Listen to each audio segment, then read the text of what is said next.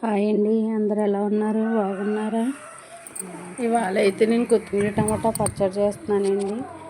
చల్లగా ఉన్నప్పుడు వేడివేడి అన్నంలో వేసుకుంటే చాలా బాగుంటుంది కొత్తిమీర టమాటా పచ్చడి. నాకైతే చాలా ఇష్టమండి. అయితే ఇవాళ కొత్తిమీర టమాటా పచ్చడి చేస్తున్నాను.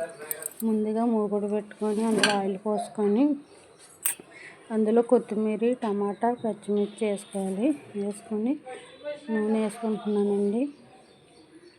నూనె వేసుకున్న తర్వాత స్టవ్ వెలిగించుకోవాలి. స్టవ్ వెలిగించుకున్న తర్వాత అందులోనే ధనియాలు, కొద్దిగా ఉప్పు, రుచికి సరిపడినంత వేసేసుకోవచ్చండి. ఎవరి ఇష్టం వాళ్ళది. ఇప్పుడైనా వేసుకోవచ్చు, పక్కన మిక్సీ పట్టినప్పుడైనా వేసుకోవచ్చు.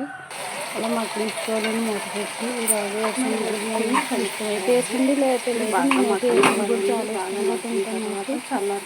వేసానండి, వేసంగుల్ని ఎవరి ఇష్టం అంటే ఆప్షనల్.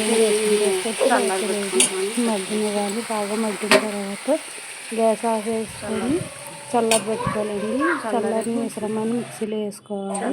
అదిగో చల్లారిపోయిందండి. మిశ్రమాన్ని మిక్సీలో వేసుకుంటున్నాను. మిక్సీలో వేసుకొని అందులోనే ఎల్లుల్లిపాయలు, జీలకర్ర వేసుకుంటున్నాను.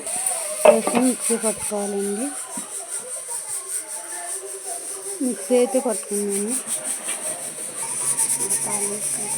ఆ పచ్చడిని తాలింపు పెట్టుకుంటేనే బాగుంటుందండి. అందుకే నేను తాలింపు కోసం మూగుడు పెట్టి అందులో ఆయిల్ పోసుకొని పచ్చనిపప్పు, ఆవాలు, జీలకర్ర, ఎండుమిరపకాయలు, కరివేపాకు వేసుకొని తాలింపు పెట్టుకుంటున్నాను. తాలింపు పచ్చడి దాంట్లో వేసుకొని కలుపుకోవాలి. ఎంతో రుచికరమైన కొత్తిమీర టమాటా పచ్చడి అయిందండి. చాలా బాగుంటుంది. ప్లీజ్